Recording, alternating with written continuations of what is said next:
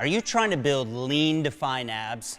Well, if you're doing crunches like this or hanging leg raises like this, then this may be the reason you're not getting the results that you're looking for.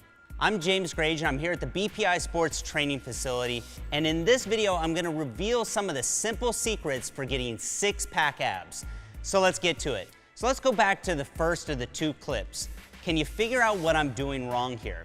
Now, it's actually something that's very easy to correct when you understand the function of your abs.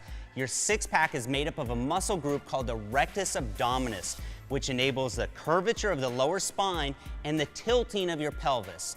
Now, this muscle group attaches at the bottom of the ribs, point A, and at the top of the pubic bone, point B.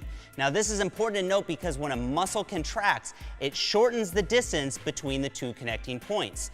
So let's go back and look at the clip of the crunch. Now, as you can see, there isn't much of a change in distance between points A and B. Now, as I mentioned before, your rectus abdominis enables the curvature of your lower spine. So if your back is flat throughout the range of motion, then you aren't fully contracting the muscle. This is why a plank may be a good core stabilization exercise, but it's a poor abdominal isolation exercise. A good comparison would be doing a biceps curl like this, right? You're never going to build great arms that way, and the same holds true for abs. It's no wonder some people think they have to do 1,000 crunches a day to get abs, which isn't true. So, to properly do a crunch, think about bringing your head towards your knees instead of up toward the ceiling. Just make sure you don't pull on your neck or head. Now, as you can see here, this now gets a nice curvature in the lower spine and brings point A and B closer together. You should now feel a greater contraction throughout your entire abdominal region. So once you've mastered proper technique, you can then add resistance into the exercise. High reps don't build your abs or burn belly fat. You build your abs the same way you would build any other body part, with resistance. But we'll talk about that more later. So let's first go back and look at that second clip of the hanging leg raises. Now, I'm sure you've seen this exercise plenty of times in the gym, as well as online and in the fitness magazines.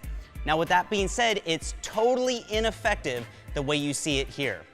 So knowing what you do now about the rectus abdominis, I bet you can already guess why.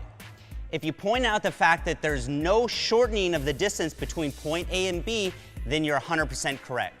Now, see, I told you that we would take all the mystery out of ab training.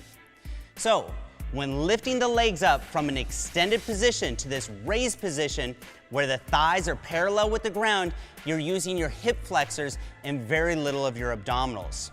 Now, I used to get terrible low back pain when I was doing this exercise, and that's because your hip flexors attach to your femur, point A, and to the lower part of your spine, point B.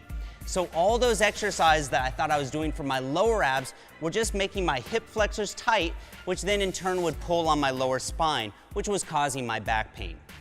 So now, the hanging leg raise is actually a very effective exercise when it's done correctly. So to do it properly, we need to get that pelvis tilted up. And to do this, we're going to eliminate this first part of the range of motion that we see here in the clip.